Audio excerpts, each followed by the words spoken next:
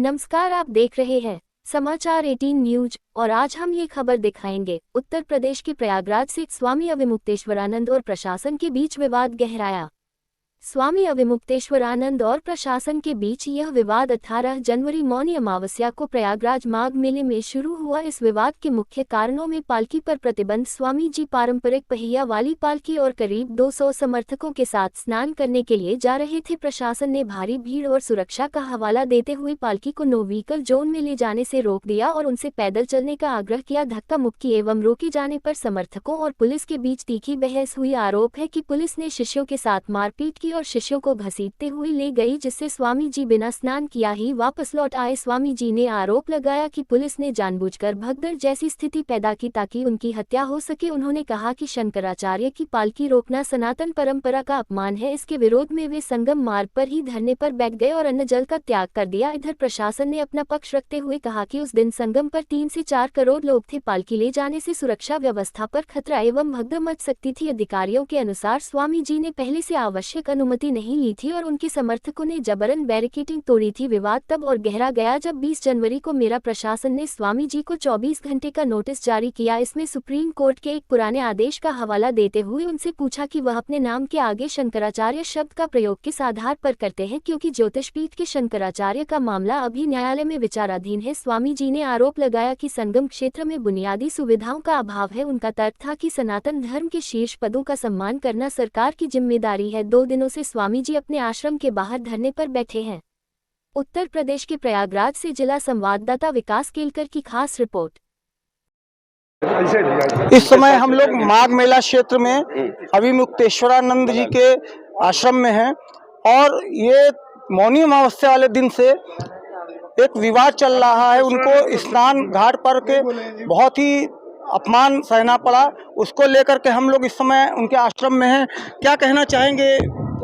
देखिए, जिस तरह से मौनी अमावस्या के दिन से ही हमारे परम आराध्य परम धर्माधीश सनातन के सर्वोच्च आदि शंकराचार्य के सर्वोच्च संवाहक के रूप में हमारे ज्योतिष पीठाधीश्वर महाराज श्री और उनके परिकरों, उनके अनुयायियों और छोटे बड़े दंडी सन्यासियों और अध्ययनरत बटुकों के साथ बर्बरतापूर्ण तरीके से ये इलाहाबाद माघ मेला प्रशासन ने जिस तरह से प्रहार किया है, वह भारतीय सनातन के आत्मा पर प्रहार हम मानते हैं।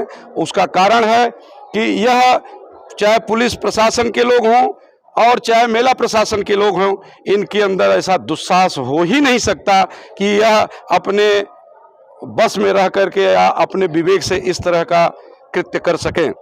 निसंदेह इस बात को बलवती दिशा मिलती है कि पूर्ववर्ती वर्षों में महाराज श्री ने जब कुंभ का आयोजन हुआ था और उस कुंभ के आयोजन में उत्तर प्रदेश की सरकार, योगी आदित्यनाथ की सरकार का जो प्रशासनिक अमला है, उसके फेलोवर के कारण तमाम सनातनियों को अपने जान गंवानी पड़ी थी। तमाम उन पुण्यात्माओं का प्राण चला गया था। हमारे गीता में भी भगवान श्री कृष्ण ने कहा है कि स्वधर्म का पालन सबको करना चाहिए। तो चूंकि हमारे सनातन के सर्वोच्च धर्म गुरु होने के नाते और सनातनियों के साथ ऐसा नुकसान हुआ था, उसमें महाराज श्री ने अपने स्वधर्म का पालन करते हुए सनातनियों के साथ खड़े नजर आए और योगी आदित्यनाथ को, जो कि सुबह से लेकर के उस घटना में जो पूर्ववर्ती वर्ष में हुआ और लगातार ये सनातनियों को गुमराह करते रहे कि कुछ नहीं हुआ है, कोई घटना नहीं हुई है, बार बार जब वो गुमराह कर रहे थे तो महाराज श्री को सच बोलना पड़ा था और योगी आदित्यनाथ की सरकार को कसूरवार ठहराया था। उससे वाज हो करके और जिस तरह से आज गौ प्रतिष्ठा के लिए, गौ को राष्ट्रमाता बनाने के लिए आज जो इस माघ मेला क्षेत्र में 5000 से अधिक साधु सन्यासियों के कैंप लगे हुए हैं, उन कैंपों में जाकर के और गौ माता की रक्षा के लिए सभी जो सनातनी बिखरे हुए हैं, उन सनातनियों को एकत्र करके एक स्वर से इस गौ माता की रक्षा की मांग को उठाने का जो प्रयास महाराज श्री ने शुरू किया, उससे जो है वाइज होकर के पूरा प्रायोजित तरीके से योगी आदित्यनाथ के प्रशासन ने उनके जो है योगी आदित्यनाथ, जिसको योगी कहना भी एक भूल होगी हम सनातनियों की, उस आदित्यनाथ ने जो मुख्यमंत्री होने के पहले उसका इतिहास जो रहा है वो अपराधियों का इतिहास रहा है और आपराधिक रिकॉर्ड में तमाम मुकदमे उसके ऊपर दर्ज रहे। उसने उस अपराध की प्रवृत्ति को अपनाते हुए पुलिस प्रशासन का दुरुपयोग करके जो कृत्य किया आपके सामने है। सबसे पहले 18 तारीख को मौनी अमावस्या के दिन उसने परंपरा को तोड़ते हुए, जिस परंपरा को मुगल शासकों ने नहीं तोड़ पाए, उस परंपरा को तोड़ते हुए, जिस परंपरा को अंग्रेज नहीं तोड़ पाए, उस परंपरा को तोड़ते हुए हमारे साधु सन्यासियों को और शंकराचार्य जी को मां गंगा के स्नान से वंचित रखा। इसका सबसे बड़ा पाप किया।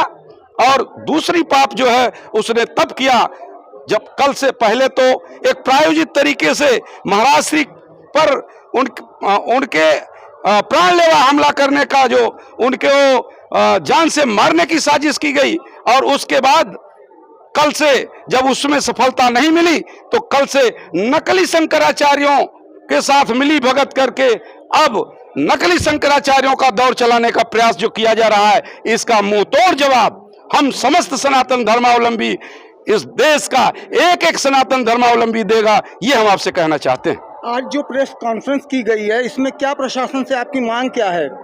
हम प्रशासन से मांग क्या करें?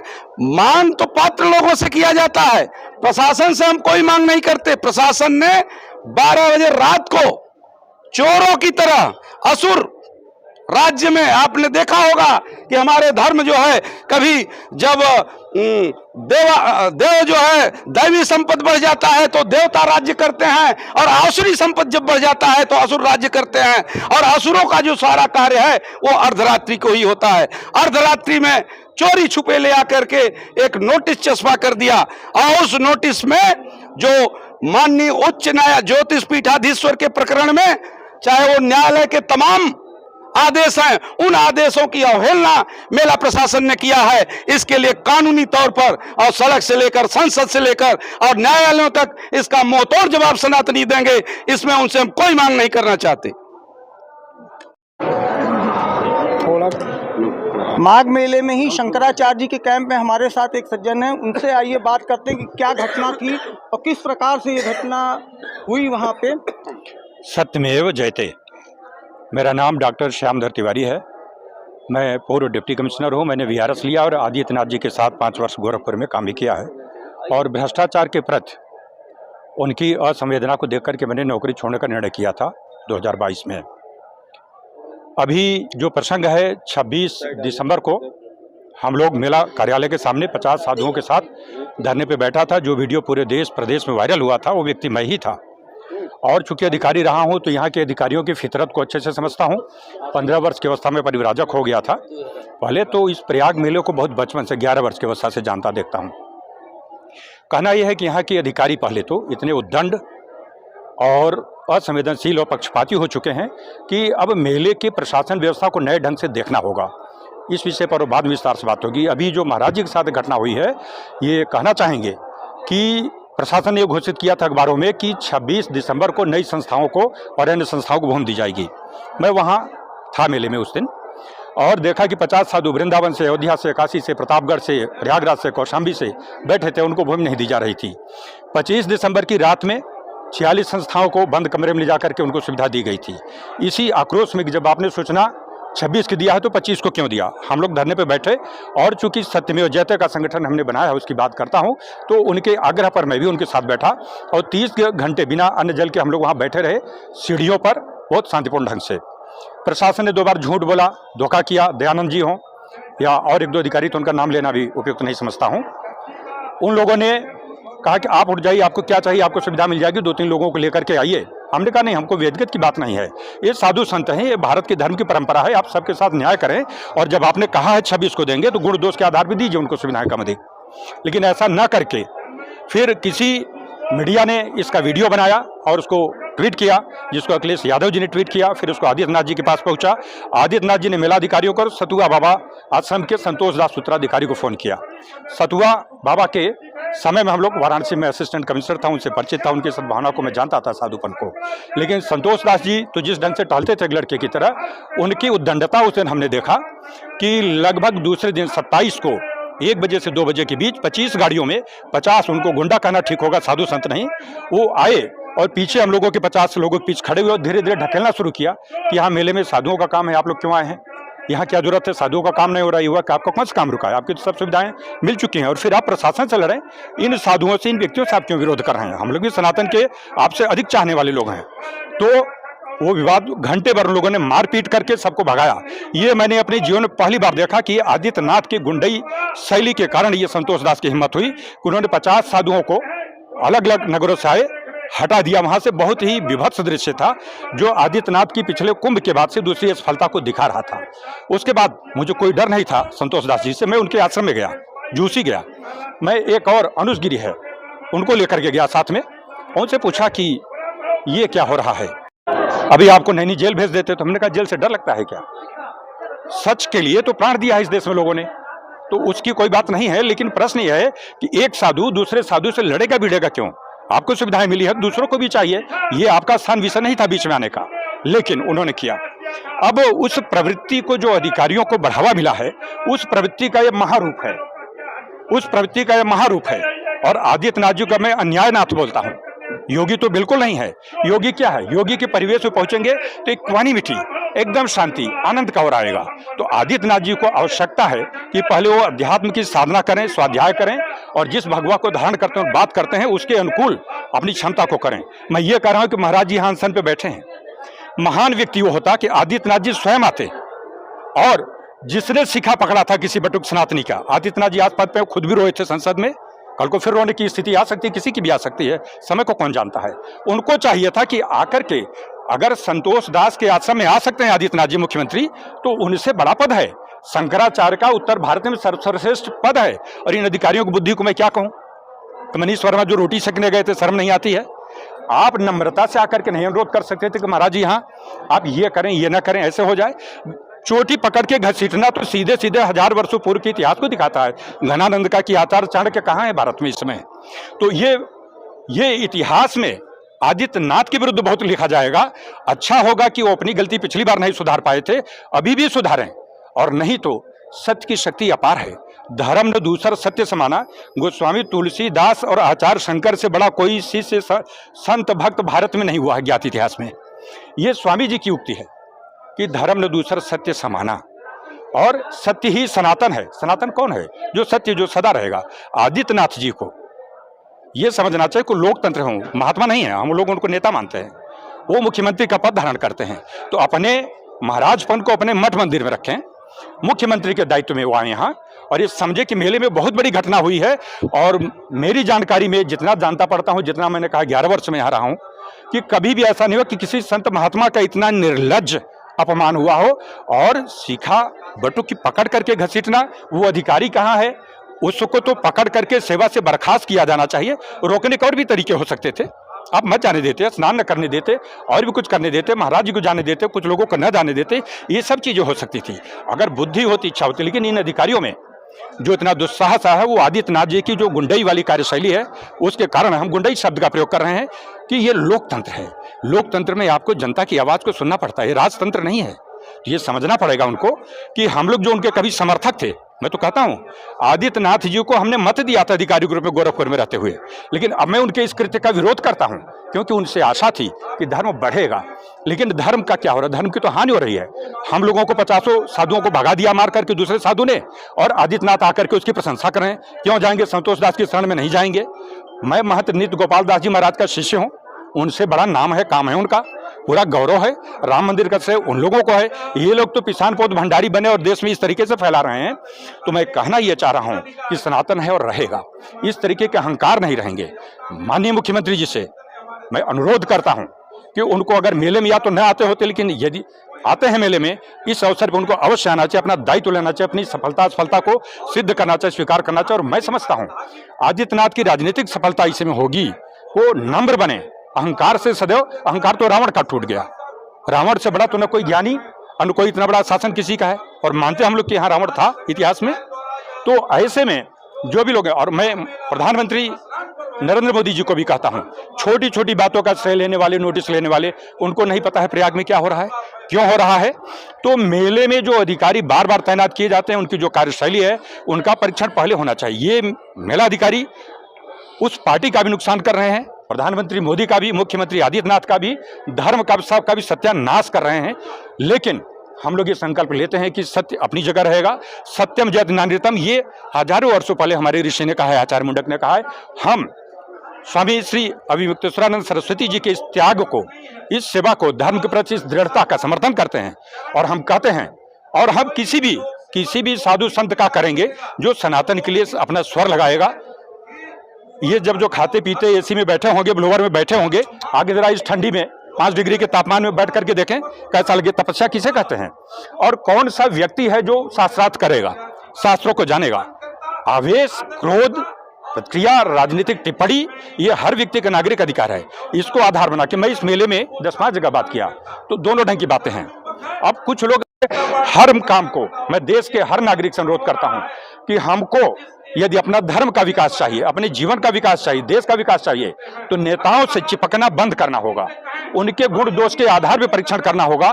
जो सच्चा होगा उसका समर्थन करें, और जो झूठा होगा, भ्रष्ट होगा, उसकी उपेक्षा करें। और मैं तो कहता हूं कि यदि कोई नेता सच्चा है किसी भी पार्टी का, तो दे नार्को परीक्षण। मैं कहता हूं इसमें भारत में अकाल है ईमानदार नेताओं का, सब महाभ्रष्ट हैं। प्रधानमंत्री नरेंद्र मोदी भ्रष्ट हैं, आदित्यनाथ जी भ्रष्टाचार का संरक्षण करते हैं। मैंने खुद अधिकारी ग्रुप में उनको कहा था कि गोरखपुर में 100 करोड़ रुपए की जीएसटी चोरी हो रही है, इसको रोका जा सकता है। और उन्होंने कहा कि भ्रष्टाचार की शिकायत करने आए हो, जाओ कार्यालय में बैठ के अपना काम करो, जाओ भागो भाग जाओ। तो मैंने संकल्प किया कि इतना कमजोर व्यक्ति, जिसे मैं सन्यासी समझता था, जो साहस करेगा, ये जानता था कि बौद्धिक रूप से उतने प्रतिभाशाली नहीं है, नहीं रोक पाएंगे, विभाग के नियमों कानूनों को नहीं समझते हैं, लेकिन हमारे जैसा अगर ईमानदार साहसी व्यक्ति उनको साथ दे तो शायद कुछ करें। और उन्होंने ऐसा करने की बजाय, और मैं अपने साथ कुछ लोगों को ले गया, तो 200 लोग थे वहां मीडिया के, और मैंने संकल्प किया कि मैं किसी भ्रष्ट कमजोर नेतृत्व के दिन कार्य नहीं करूंगा, भारत में सत्य में जयते का बीज बोने का कार्य करूंगा। और मैं ये वीडियो रिकॉर्ड करा रहा हूं। आदित्यनाथ जी जहां कहीं हो, वो जो जीरो टॉलरेंस की बात करते हैं, मैंने कई बार उनको चैलेंज किया है, किस पाखंड की बात करते हैं, कहां जीरो टॉलरेंस है भ्रष्टाचार पे, कहां नहीं है। इस मेले में यहाँ के जो अधिकारी हैं, पैसा लेकर के सुविधाएं दे रहे हैं, भूमि दे रहे हैं। ऐसी नहीं मायावती और अखिलेश यादव जी के कार्यकाल में भी नहीं हुआ था कि यहाँ पैसे पर भूमि और सुविधाएं मिल रही हों। तो ये आदित्यनाथ जी को देखना होगा कि अपनी पीठ थपथपाने से धर्म और सनातन नहीं बढ़ेगा। उसके लिए तो बड़ी नम्रता से अपने गुण को, अपने दोष को पहचानना होगा, अच्छे लोगों को साथ में लेना होगा, अच्छे लोगों का संरक्षण करना होगा, बुरे लोगों को दंड देना होगा। ये धर्म है, और धर्म किसी एक व्यक्ति की व्याख्या नहीं हो सकती। भारत देश में धर्म की व्याख्या, सत्य की व्याख्या हमारे ऋषियों ने, पुरखों ने, और सबसे सरल भाषा में अभी तो गोस्वामी तुलसीदास जी ने कर दिया। अब किसी को करने की जरूरत नहीं है, बस अब उसको पढ़ें, समझें और अपने जीवन में जिएं। तो भारत में ये जो सत्य सनातन की बातें हो रही हैं, जो पटरी पर से चीजें उतर गई हैं, और भ्रष्टाचार के कारण उतर गई, सत्ता लोभ के कारण उतर गई हैं, और ये लड़ाई शायद जटिल है, एक दूसरी चीजों से जुड़ी है। किस रूप में आएगी, कहाँ जाएगी, कोई नहीं जानता। मैं तो तीर्थराज प्रयाग, यहाँ भगवान हनुमान जी से और अपने सभी राम जी से, शंकर जी से, सभी देवी देवताओं से अनुरोध करता हूँ, इन नेताओं को सद्बुद्धि दें जो इतने अहंकार से भर गए हैं, कि विनम्र हो जाएं। मैं वहाँ जब उस एसडीएम ने, उसका नाम ही नहीं ले रहा हूँ, उसने कहा, मैं वहाँ लेट गया था जमीन पे कि भाई अगर तुम्हें इतना कुचलना है तो तुम कुचल दो, मेरे ऊपर तुम अपने बूट रख दो, लेकिन धर्म को अपमान मत करो, उसको लज्जित मत करो, उसको डांटो मत। यहाँ हम लोग अपना कुछ तन मन धन लगा करके ही सेवा विस्तार प्रचार प्रसार करेंगे धर्म का। ऐसा मत मानो कि तुम धर्म का प्रचार करो और हम धर्म नहीं समझते हैं। धृति क्षमा दमोस्तेयम शौचम इंद्रिय निग्रह धीर विद्या सत्यम क्रोधो दुष्कर्म धर्म लक्षणम। अगर ये किसी के जीवन में है, किसी नेता किसी संत के जीवन में, तो धर्म पर है। जो इस पर नहीं है तो उसकी और सभी व्याख्याएं व्यर्थ हैं। मैं इन शब्दों के साथ प्रभु से प्रार्थना करता हूं कि वर्तमान मुख्यमंत्री आदित्यनाथ जी को सद्बुद्धि दें कि वो इन नेताओं के जो स्थानीय हैं उनको भेजें, स्वयं आए और इन अधिकारियों को दंडित करें, अन्यथा समय तो अपना निर्णय करेगा ही। इतिहास में ये चीज लिखी जा रही है, सुधारने का समय मात्र यही तत्काल का है। इसके बाद तो चीजें वो लिपिबद्ध हो जाएंगी। कभी इंदिरा गांधी को स्वामी करपात्री जी महाराज ने एक श्राप दिया था जो घटित हुआ, और ये श्राप इसी तरीके से आदित्यनाथ जी को लगेगा। ऐसा हम सब लोगों को जनता में ये चर्चा का विषय है। कोई भी मनुष्य पंच तत्वों का अमर नहीं है। तो मैं इन शब्दों के साथ पुनः विनम्रता से और दृढ़ता से निवेदन करता हूं कि सत्य की स्थापना हो, धर्म की स्थापना हो, और जो गुरु है अपने धर्म का उसका सम्मान हो, और हम लोग उनके साथ हैं, ऐसा मैं अपनी भावना व्यक्त करता हूं। मैं आप सभी को प्रणाम करता हूं, देशवासियों से अनुरोध करता हूं कि हम लोग हर हर महादेव।